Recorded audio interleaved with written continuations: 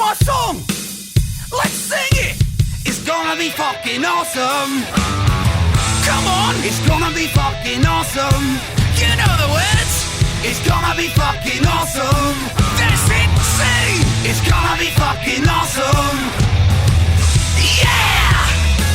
Howdy, howdy, howdy, everyone. Ho, ho, ho. It's me, Jesse Blaze Snider, the coolest geek alive. How you doing out there? Care Bear stare to everybody. I am super excited today to talk about one of my favorite franchises in history, which contains some of my favorite movies. And I hope you're listening to my new Monday show, Everything They Don't Want You to Know, on esoteric wisdom and other things that they don't want you to know. Last episode was on the Beatles. Oh, there's all sorts of interesting things about the Beatles. You should check out that episode. Anyway, Saturday, I was talking about Warrior, the great flick with Tom Hardy and I forget the other guy, Joel Edgerton. And, I was talking a little bit about Rocky and saying I wanted to do a Rocky episode. And I thought, fuck, that's an easy one to do. Let's fucking do Rocky. So I did a little brushing up on a bunch of things and found out a couple things about Rocky that I didn't know, which I thought I knew everything about Rocky because I fucking love those movies so much. But there's a ton of cool info about the Rocky franchise. And as I usually do when I do these coolest classics, I'm going to try not to give away important details. And I'm just going to talk about these, movies, each of them as, they are. Stallone recently gave a sort of rundown of his rankings on a show for all the Rocky movies. And he rated the first one a 10, and I think a lot of people would attest to that. It is a 10. It's a 10, it's a 10, it's a 10. It's so good, in fact, that the world that it creates and the characters that are entered into it will meaningfully be used for the next 4 films to great effect. I'll say that, he says he gave the second one a 7.5 and the host said you're being generous. I think the second one, if you're a fan of the franchise, is sort of just as meaningful. And, it's just sort of like an extension of the first one to a lot of degrees. And there's a lot of pieces of it that are really wonderful. There's, this chant of win, Rocky, win that, you'll have to see the movie to understand it completely. But it means so much to me. I wore that shirt to my brother's movie premiere because I want my brothers to win. It's like the aesthetic of overcoming adversity that are held in these Rocky movies is really powerful. I'll just say real quick to finish Stallone's ratings of his movie. He gave the third one like a 9 or a 9.5, I think, or something like that, the third one's my favorite one. I give the third one a 10. It's awesome. I love it. And then the fourth one he gave like a 7.5, which I think the fourth one's better than that. Easily an 8 or an 8.5 or something, a 9. It's great. This whole franchise for me is really excellent until you get to Rocky 5. Now, Rocky 5, he gives a 0, and that's where it falls for me because the franchise is so triumphant. And the tone of that movie is grounds it into this realism that I don't really think the franchise needed. However, my partner and one of my best friends, Digger Mesh, he loves Rocky 5. And there are actors in the movie, well, not actors, but actual boxers in that movie that he was interested in, seeing them, in this, on the big screen and all this stuff. And that movie meant something to him. But I told him that I think I was turned on to these by my friend Pat Bonawan. Pat, if it was you who completely got me into actually made me watch the Rocky movies, and I love you, brother. Thank you. Because I believe we watched the whole franchise one night in a sleepover. And when we put on Rocky 5, we were just sort of like, boo, what the fuck is this? This shit sucks. Because by the time you get to Rocky 5, and honestly, I would say maybe skip it. It's like a sad affair, and there's plenty of sadness in the Rocky franchise, but it's It's like overcoming that sadness, and then it just sort of becomes a world of sadness in the fifth movie. So I can't recommend Rocky Five a lot, even though it has its fans. But now that I've warned you about Rocky Five, maybe you can go and you can enjoy it. And the Rocky Balboa movie that he came back to do before the Creed franchise. And I'm not really going to talk much about the Creed franchise or whatever because I think it's okay. But it doesn't hit my heart the way the Rocky franchise does. And the Rocky Balboa movie is a better send-off for Rocky than Rocky 5. It's got its problems too. But we're really going to celebrate the first four, and we'll talk about the other ones just a little bit as we run down this little celebration of the Rocky franchise. And it really is such a wonderful thing. Sylvester Stallone wrote this movie, inspired. There's a couple different takes on it. There was a fight at the time that had happened. I'm forgetting the guy's name. Maybe it'll come to me. Where he went the distance with Muhammad Ali, and it was like a big deal. And Stallone said that he did point to it in meetings because it was more recent, but he was inspired by a virtual fight between Ali and Rocky Marciano, who was known for being able to go the distance. So he said that was more his inspiration, but he wrote this movie and people wanted to buy it from him because it was a very good script, but they didn't want him to be the star. And basically, multiple times, there's Henry Winkler, the Fonz, had sold it apparently to one of the studios, and he made him go back and get it back, take it back. He said because he needs to be attached to it as a star, and that doing that, holding out to actually be the star of your own movie, is pretty. Granted, other people have done similar things in order to make sure that they get themselves into the place they want to be. But, it really is just a testament to, the type of guy that Stallone is. And, his long career in Hollywood. He's not a traditionally, maybe he's traditionally handsome, but he's not a traditionally, well-spoken kind of guy. His charm is a little understated and a bit different than others, and I'm sure he was having a lot of things getting in the way before he was able to make things happen. He's written a lot. Nowadays, he's still his I wouldn't say his writing necessarily holds up. And there tends to be a lot of writers on these things. I was really disappointed in the Expendables movies, stuff that could have been really incredible, but it is what it is. But he is a talented guy, and he has done some really great work over the years. And Rocky is perhaps his finest hour, the one that started it all, and made him an action star. And started his rivalry with Schwarzenegger and all this nonsense. The original Rocky is directed by John G. Avildsen. He also directed Karate Kid Part 3, and he directed Rocky 4, and he directed The Karate Kid, and is known for plenty of other kind of movies from that time period. It's a really solid, not super big budget, but just enough to service love story and sports chronicle. The characters that are in the movie, from his girlfriend Adrian's brother Paulie, played by Burt Young, to his trainer Mickey, played by Burgess Meredith. They really stick with you beyond the films. I mean, Burgess Meredith in particular, I've been quoting him all my life. Why are they carrying him to the ring? He's walking, Rock, is one of the lines from Rocky 3. I love Rocky 3. I've watched that movie a lot. I think that movie's super fun. But Burt Young, too, is just as memorable. And, Apollo Creed, played by Carl Weathers. Holy shit. The story, I love the story for both this and Dolph Lundgren, which I'll tell later. apparently Sylvester Stallone was in on the casting, and they were doing a scene reading with Carl Weathers. And at a certain point in the reading, Carl stops and says, "Look, can you get me a real actor? If you get me a real actor, I could do a much better job."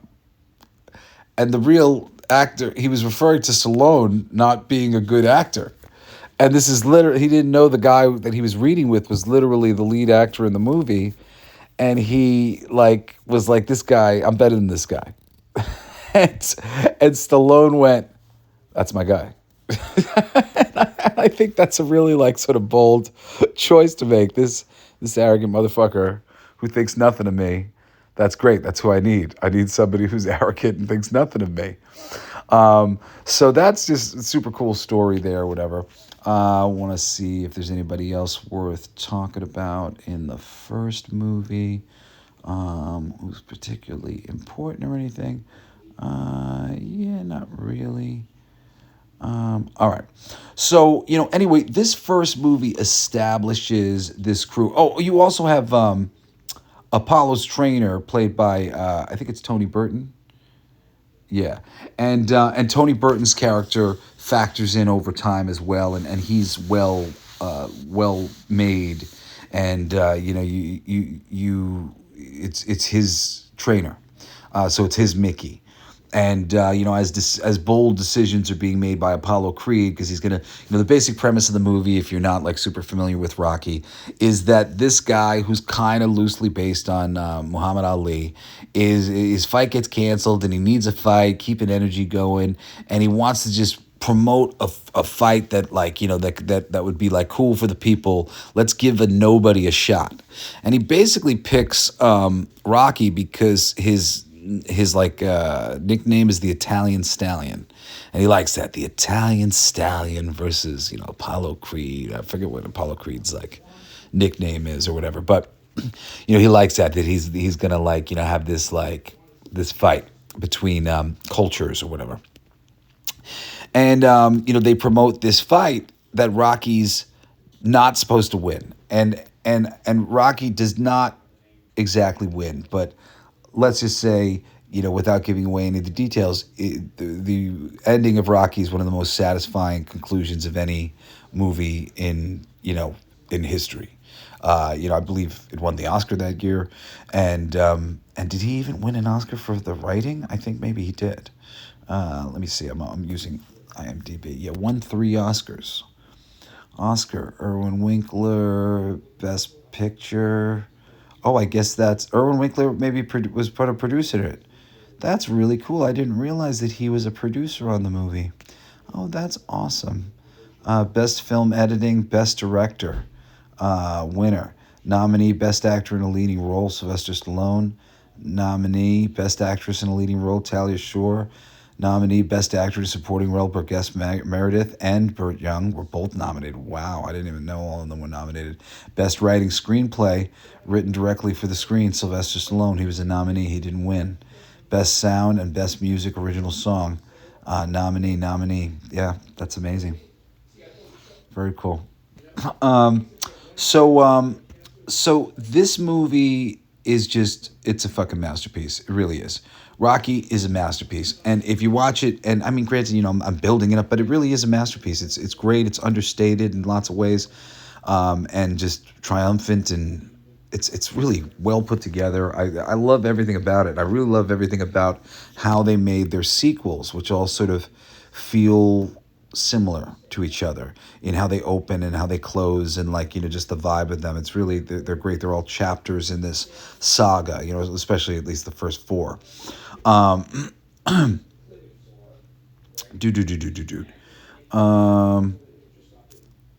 So yeah, so I guess I was just gonna say, if you love this, you will love the franchise, and please do enjoy the whole series. Continuing on to Rocky 2, it's a rematch. And I mean, it's as classic as you get a rematch. If you were invested in the first one, and the first one ended in an interesting way, and you want to see that conclude maybe in a more satisfying way or whatever, holy crap. And Sylvester Stallone directed this one. I know, I think I think they're being hard on themselves. I mean, maybe if you look at it really with like a hard lens, it's not as good of a movie as like the first one, and it's a sequel, so it's kind of doing a lot of the same things. But I really feel like it's like does what it needs to do, what it's supposed to do, and it's really just about this rematch, which the audience wants to see. So, it's really the same cast again, just, Apollo's trainer and Apollo, and Burgess Meredith is, Rocky's trainer. And, but this time there's a lot of reluctance for him to go back. This was, the first fight was supposed to be like a last fight for him. There's, in the end of the fight, they were saying there wasn't going to be a rematch, all this sort of thing. And now, like, there is a rematch, and, like, the sort of emotional things that boxers go through. But it's excellent for the audience, and by the time the support of Rocky is there, and I mean this is interesting too, because real fighters, if you watch documentaries about real fighters, when their life at home goes upside down, that's when they lose matches. It's like when they've got like a solid foundation, whatever, they're like killing it, and then like their fucking life goes haywire and they start falling apart. And it's like pretty classic, and this kind of has that in the middle, but like, sort of like comes together in the end in a really great and powerful, inspiring way that, led me to buy a shirt and wear it to my brother's movie premiere because I love him so much. Largely you got the same kind of cast in here, except you're dealing with a Rocky who's just made some money. He's had a little bit of success. He's famous now. And it's very, it's fun. There's some stuff that's like silly in it or whatever, but, you find out he's a terrible actor and whatever else. But it's sweet and cute and continues the love story that you were interested in from the first movie, continues the rivalry that you were interested in from the first movie, and the career of Rocky Balboa. So moving on to the third movie, which is perhaps my favorite in the franchise and might be your favorite in the franchise too. If you absolutely love the first one and decide, oh man, I'm a Rocky fan, I can't wait to watch the other ones, and like the second one, and you probably like the fourth one as well. But the third one it's got so much action, so much movement in it, so much stuff going on. Rocky is put forth with a powerful new contender in the form of Mr. T. And this is interesting too, because Mr. T was chosen after Irvin Frazier and another pro boxer were tested, and allegedly Frazier broke Stallone's ribs. And I think Frazier, or one of them, also cut him from a headbutt. And so they decided to go a more actor route and like train somebody. And Stallone happened to find Mr. T on a contest for the world's greatest bodyguard. And apparently he had won like 2 years in a row. And he thought this guy was really cool, charismatic, whatever, so he hired him.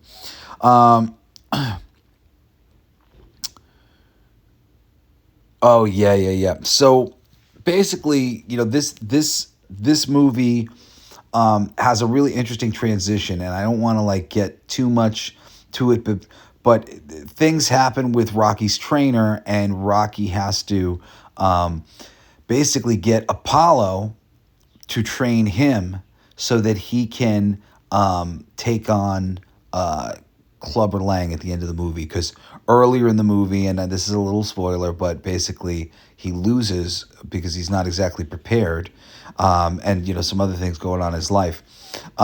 So there's two great fights between him and Clubber Lang, the end fight and the first fight, which is great too. And then there's a third awesome set piece, which is a charity boxing match that he has with a wrestler known as Thunder Lips, played by Hulk Hogan. And this is just like one of my favorite moments of the movie. It's just so fucking fun. The dialogue with Burgess Meredith, it's just great shit. It sets up like the rest of the movie in lots of meaningful ways. So it's not just a set piece, but like progresses the story. And beyond all of this greatness, there's also a ton of little like boxing montages in there. Every movie tends to start, like the second movie starts with the end of the first movie. So you see like the end of that fight. And then this third movie starts with the end of the second fight. And then it goes into a montage of a ton of different fights as like Stallone's maintaining his title and all this stuff. It's just an excellent flick. Clubber Lang is awesome. The switcheroo with his trainer and having to train different and learn to box differently and all this stuff is awesome. And it leads wonderfully into the fourth film, which maybe I'll get to in 1 second if I just make sure that I'm not missing anybody else who's important besides Hulk Hogan and Mr. T in this movie. I mean, of course, you got some famous side commentators in the audience and some of these things as time goes on, because it's like the biggest fight of the century, so you got to have the biggest commentators that you would have. Okay, anyway, like I said, it leads great into Rocky 4, which I've got right here. Oh, I'm so sorry, guys. I've had like this weird ear infection on my left side, and like a headache. Been like occasionally just sharp pain in my freaking ear and my head. It's been lasting for a while now. It sucks. Dealing with a lot of little calamity around here. My computer broke and my friend's car got stolen by a friend of ours. It's been a crazy moment in time. All right. In 1985, the one that I think has kind of become like the most famous, even, Rocky 4. Rocky Balboa proudly holds the World Heavyweight Boxing Championship, but a new challenger has stepped forward. Drago, a 6'6", 261-pound fighter who has the backing of the Soviet Union. Yes, and it becomes a big thing. And basically, I'll just tell you that he's supposed to have a fight with him, and Apollo Creed takes the fight instead. And he's there ringside for Apollo fighting this guy. And let's just say Apollo gets hurt really bad. And he comes back to defend his friend's honor. And he basically doesn't have anybody to train him. So he's being trained by Carl Weathers' former trainer, Tony Burton, Duke. And training in Russia in the snow. There's a lot of sadness over this whole affair and stuff, but it's powerful. It's very pro-America and at the time of the Cold War, which I don't even necessarily believe was. I think a lot of it was propaganda. But there's just Bridget Nielsen's in here playing the wife of Evan Drago, who's played by Dolph Lundgren, who famously was chosen because Stallone said, as soon as I saw him, I hated him. He said, I just looked at him. He described him for like 5 minutes. He's a big lips and jaw. He's like the perfect human specimen. And he's not an idiot. He's smart. He's like a physicist or something like that. I think he went to college for something pretty legit. But he's like a fucking handsome man and a half. And Stallone was just like, I hate this guy. He's like, the audience is going to hate him too. And that's why. And I really picked these choices of Stallone's are inspired. He's got a certain magic in him, that's Stallone, and Dolph Lundgren was an inspired choice, and he is excellent in the movie, intimidating as hell. The love story between Talia Shire, Adrian, and Stallone is still great. Just like I said, you if you love this first movie where it's all established, you love them, and seeing them go through things matters to you, and you want to see it work out for them. Which is, of course, why the fifth film in the series, Rocky 5, is such a letdown. If you want to check it out, like I said, some people like it. My buddy Digger, he fucking loves Rocky 5. Just as much as the other ones. Maybe as a favorite of his too. It features Tommy Morrison playing Tommy, not himself though, as the boxer that Stallone takes under his wing after his career's kind of fallen apart and he's in debt, and like I said, this whole situation for Rocky after going through all these other movies with him is just such a bummer. There's a lot of things I might have done to make it more satisfying. Tony Duke still plays a little part in the thing. I don't remember anybody else that is particularly important to sort of mention in this one. Michael Buffer shows up. Yeah, of course. I was thinking about him earlier. I knew he eventually showed up somewhere. But this is basically about Stallone sort of here, I'll read the little rundown. Rocky Balboa is forced to retire after having permanent damage inflicted on him in the ring by Russian boxer Ivan Drago. Returning home after the Drago bout, Balboa discovers that the fortune that he had acquired as heavyweight champ has been stolen and lost on the stock market by his accountant. His boxing days are over. Rocky begins to coach an up-and-coming fighter named Tommy Gunn. Rocky cannot compete, however, with the high salaries and glittering prizes being offered to Gunn by other managers in town. So, it's basically this whole bit of like loyalty and whatever else, and like, him going through a really rough time. Not my favorite, but which is why, coming back to Rocky Balboa, which was the sort of like proper kind of follow up and conclusion to the franchise. I'll read you this bit here. Rocky Balboa is a longtime retired boxer and remembered by most as one of the greatest boxing champions in the world. He now lives back in the skids of Philadelphia, but manages a good life, including running his restaurant, Adrian's. See, his life is going okay. We're not like feeling completely depressed about his life. Helping an adult little Marie and her son Steps, and saying hello at all opportunities to his estranged son Robert. After seeing a virtual fight with Ryan, granted, we got a I don't understand this estranged son thing. It's so weird to me. Like, 'cause he's a good dad. He's a sweet guy. He's a simple guy. He's not like super smart. Like, it's like a lot of ways in which his son could feel superior over his dad and not have to, be like the fact that he's famous. It's like, but whatever. I don't know. This was something set up in Rocky V that I don't like. After seeing a virtual fight of Rocky in his prime versus heavyweight champion Mason Dixon, Rocky's interest in fighting sparks again, and he plans to fight in local clubs. Mason Dixon and his managers have a different agenda, though, with a plan to pit Rocky versus Mason in real life for a publicity act to regain Mason's lost respect for his fans. Finally agreeing to Mason Dixon's proposal, Rocky prepares to step in the ring for one last time. Yeah, and like the thing of like him like, oh yeah, I'm gonna go box again. Like that was weird. Him getting an offer to box like in a bout or whatever was an interesting thing, and like that I think was fine enough to get him in there. The end of this match and like the match in general wasn't really satisfying for me. I was saying to Digger, we were talking about the Rocky movies right before I started recording the show, and I was saying, I think if he had broken his hand on Rocky's body in this last fight, that would have satisfied the audience, and that would have satisfied the story, and that would have made it like, yeah, he broke his hand fighting Rocky. That's how fucking tough Rocky is. But it doesn't really end in a particularly satisfying way. But Rocky Balboa is at least a better send-off to the character than Rocky V, which really puts him in a terrible place. I mean, I recommend Rocky IV just being the end of it for you, to be perfectly honest. But if you want to go the distance, as they say, you can maybe skip Rocky V and just watch Rocky Balboa, or watch Rocky V and Rocky Balboa. And then if you really want to go the distance, as they say, you can check out Creed, the Creed series. It's solid. I'm a big fan of fighting movies. I'm a huge fan of the Rocky franchise. I was very hopeful that the movies would be, awesome, super satisfying. But I did not find them to be particularly satisfying. Not in the way that Rocky is satisfying for me. I thought the first movie was okay. I thought the second movie was more interesting, and the third movie was kind of equally like more interesting like the second one was. But still, none of them really made me care.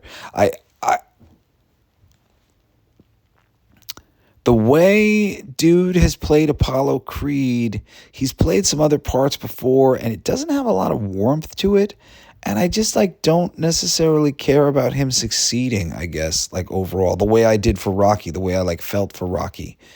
He seems like, I don't know, he just kind of comes across a little arrogant. Like an arrogant kid trying to live up to his dad's role. And maybe I was sensitive to that too, because I'm a fucking arrogant kid trying to live up to his dad's role. I try to be as humble as I can be, but at least having the gall to think I can. But there just seems a little bit extra on it. I don't know. Maybe the piece of me that I was trying to get rid of having to prove something, knowing that I'm good at what I do and that's why I'm there.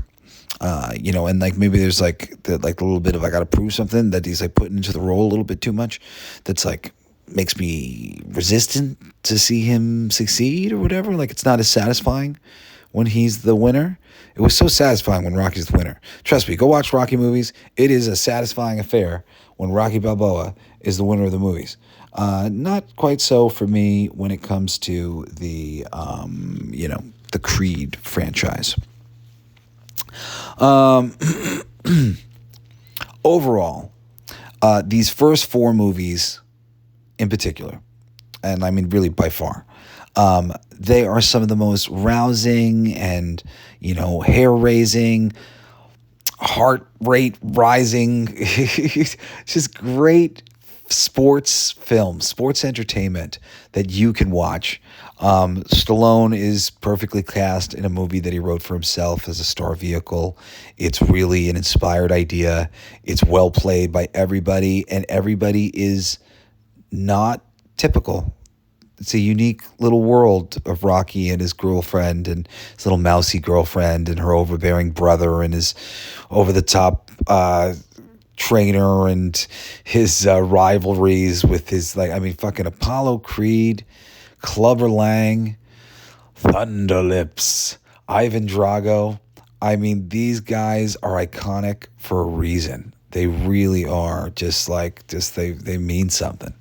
It's so cool to see people still, dressing as them for Halloween and this still existing within the culture in some way.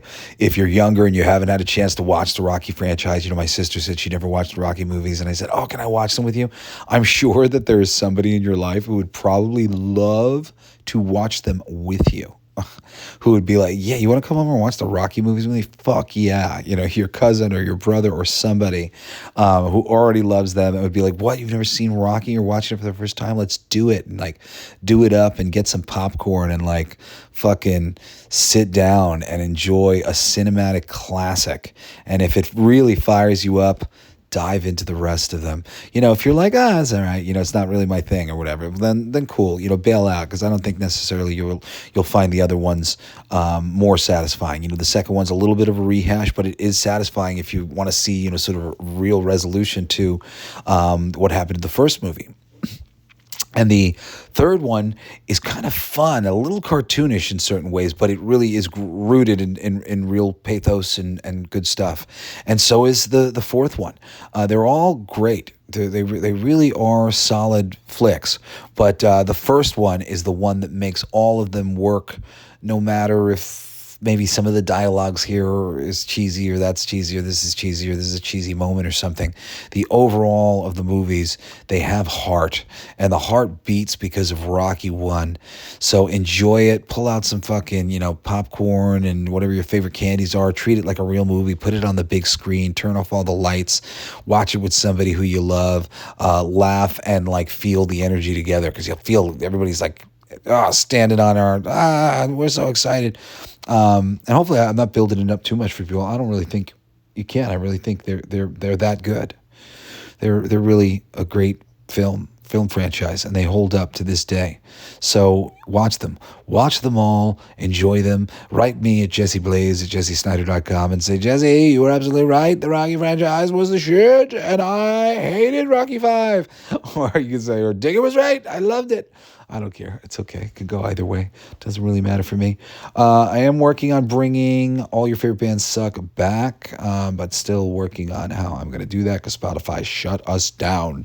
That used to be my Monday show. Now we're doing the Everything They Don't Want You to Know show. On Kickstarter, live for signing up for notifications is our new Sugar and Bones magazine, which is the next thing Blacklight District Studios is going to be doing. I'm really excited about this. Digger Mesh has work in it. Aaron Sparrow has work in it. A lot of my good friends like Steve Kurth have work in it, and Todd Blackwood. It's going to be a real showcase of talent and all sorts of things.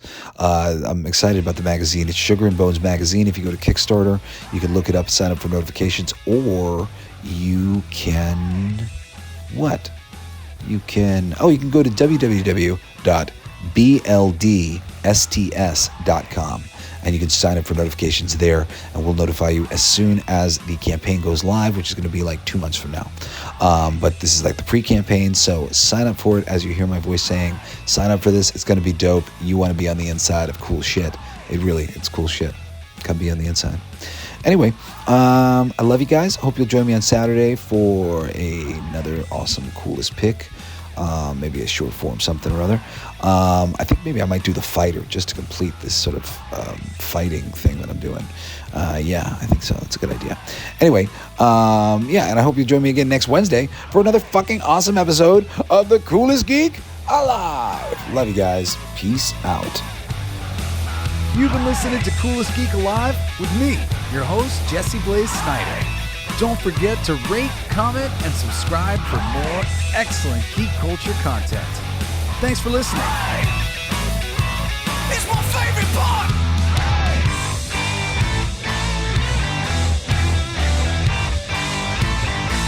Isn't that heavy?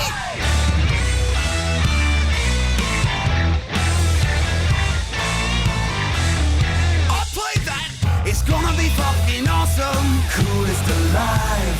It's gonna be fucking awesome. Stay with your tribe. It's gonna be fucking awesome. Revenge of the Geeks.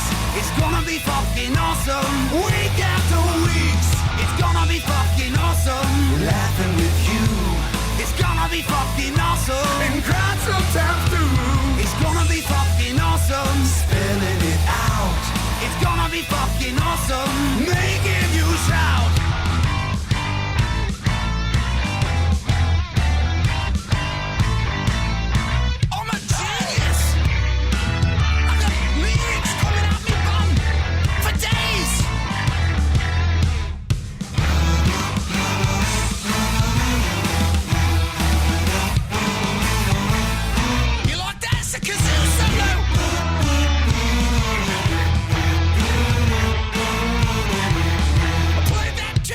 It's gonna be fucking awesome. Talking some shit.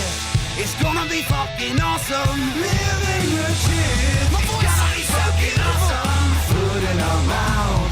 It's gonna be fucking awesome. Get in our mouth. It's gonna be fucking awesome. Tell all your friends. It's gonna be fucking awesome. Call right on text. It's gonna be fucking awesome. Raising the bar. It's gonna be fucking awesome. Straight to the stars. It's gonna be fucking awesome. It's starting soon. Straight to the top. Awesome. Passing the moon. It's gonna be fucking awesome. On with the show. It's gonna be fucking awesome. Ready, set, go. It's going to be fucking awesome. Fucking awesome. It's gonna be fucking awesome. Just wait. You'll see. You'll all see. The podcast playground. Hooray!